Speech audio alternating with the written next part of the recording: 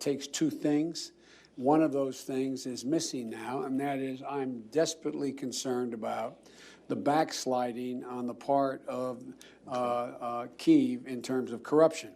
They made, I mean, I'll give you one concrete example. I was, not but it just happened to be that was the assignment I got. I got all the good ones. So I got Ukraine. And I remember going over convincing our team, or others too, convincing us that we should be providing for loan guarantees. And I went over, for, I guess, the 12th, 13th time to Kyiv, and I was supposed to announce that there was another $1 billion loan guarantee.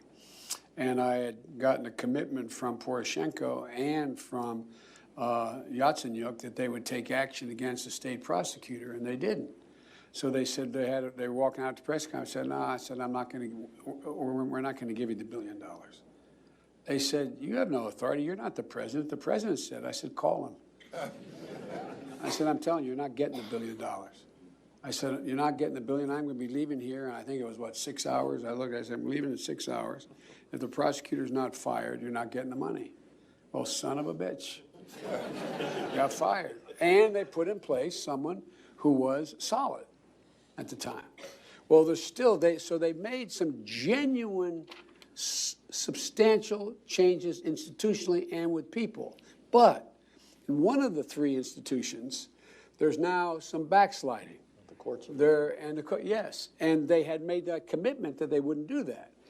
And so when we left, the first thing I spent a lot of time, as did Mike, because this was his territory as well, and people like Charlie Kupchan and Victoria. And anyway, there were a lot of good people we had working on this. We spent a lot of time with Vice President Pence because I was worried that they would make a mistake as there would be a sin of omission rather than commission, failing to do certain things or say certain things. And that was at the time when there was an alleged, or there was a grave concern among the foreign policy elite that maybe a deal was made to lift sanctions.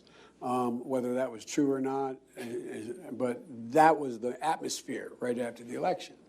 And so what happened was they did some good things, and they now, what's his name, the guy they have over there? Kurt Volker. Kurt Volker, solid guy. But Kurt, as the best of my knowledge, does not have the authority or the ability to go in and say, you don't straighten this up, you're out of here. Because look, it all gets down to a simple proposition. We spent so much time, as you know, because I went to you for advice. We spent so much time on the phone making sure that everyone from, at the time, Hollande to Renzi to wouldn't walk away. They wanted no part of these sanctions on Russia. It had an impact on them. It was basically, you got to do that. And thank God Merkel was strong enough at the time to reluctantly, she didn't like it either, to stand with us. But always worked in Kyiv is I said, look, it's a simple proposition. If, in fact, you do not continue to show progress in terms of corruption, we are not going to be able to hold the rest of Europe on these sanctions. And Russia is not going to roll across the inner line here and take over the rest of the country with their tanks. What they're going to do is they're going to take your economy down. You're going to be absolutely buried, and you're going to be done. And that's when it all goes to hell. But the best of my knowledge, even, and I have,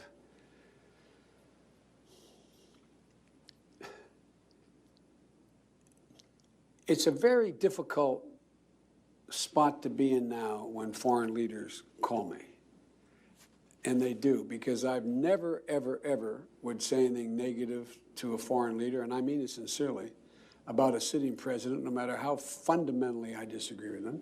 And it is not my role to make foreign policy.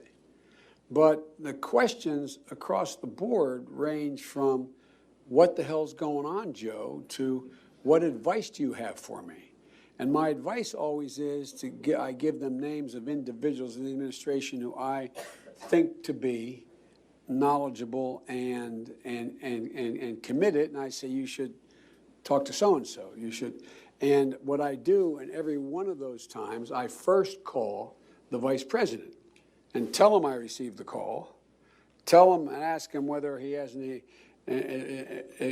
objection to my returning the call, and then what is the administration's position, if any, they want me to communicate to that country. But the point is, there is no pressure that I'm aware of, correct me if I'm wrong, no pressure I'm aware of on the present leadership in Ukraine to hold them together to be able to continue what looked like was a real possibility of turning Minsk into something that was doable by being much tougher than Germany wanted us to be. But we were moving in that direction, but now it looks like the pressure's off, and it requires just day to day to day.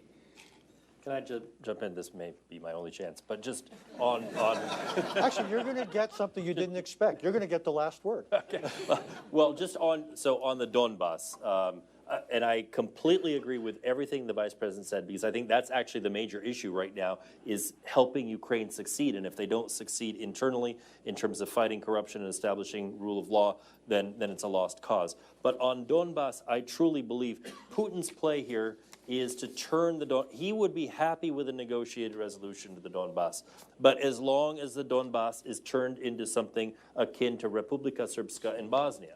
If he doesn't get that, we're going to see the low boil, we're going to see the fighting continue, and we're going to see, more importantly, the dirty money flowing into Kyiv to affect their politics. And they've got elections coming up in 2019. Yeah, I was, just as you know, in Russia, one of the things that constantly came up was a refrain very much along those lines, that in order for Russia to leave, the one thing Putin could never countenance would be on Russian TV reprisals against ethnic Russians on the Ukrainian side. That would be politically put him in an extremely difficult situation. This is not to defend Russian policy, but to explain it. Michael, By the way, I think there's a way we could have insisted that not happen with serious sanctions on our part against Ukraine if that occurred. I don't think that's real. I want to thank you. Take the last word, will you? Hey, just that. That was the last word. I'm not going to live this down. I want to thank you, Michael Carpenter. I want to thank Vice President for three things. I want to thank him for doing this article in Foreign Affairs. I want to thank him for being with us today. And I want to thank him for, 4.5 decades of extraordinary service to this country of ours.